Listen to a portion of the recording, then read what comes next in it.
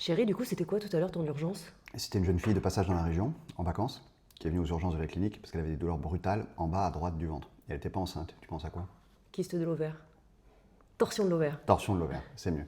Les ovaires dans le ventre, même s'ils sont fixés aux trompes, à l'utérus et par d'autres moyens de fixation anatomique, c'est comme des organes relativement mobiles. Et quand ils sont alourdis par un kyste, ils peuvent se tordre. Et quand ils se tordent, ça va comprimer les vaisseaux, il n'y a plus de sang qui arrive à l'ovaire, il n'y a plus de sang qui en repart. Du coup, il va souffrir, il va se démacier, ça fait super mal, et parfois il peut même se nécroser. C'est une indication de chirurgie en urgence. Donc j'ai opéré par cœlioscopie, anesthésie générale, une caméra dans le nombril, du gaz, deux petites pinces en bas du ventre par des incisions de 5 mm.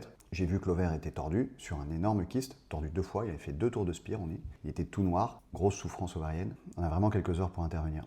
J'ai détordu, bien sûr. J'ai retiré ce gros kyste, c'était un kyste dermoïde d'ailleurs, assez fréquent chez les femmes jeunes. C'est quoi un kyste dermoïde?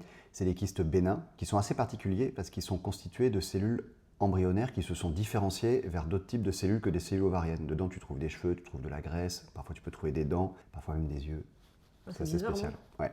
Donc j'ai retiré le kyste et j'ai laissé l'ovaire. Parfois on est obligé de retirer l'ovaire. Après on peut vivre avec un seul ovaire, avoir un cycle régulier et être fertile, ça n'empêche pas. Mais c'est mieux si on peut le garder surtout à cet âge-là parce qu'elle était jeune.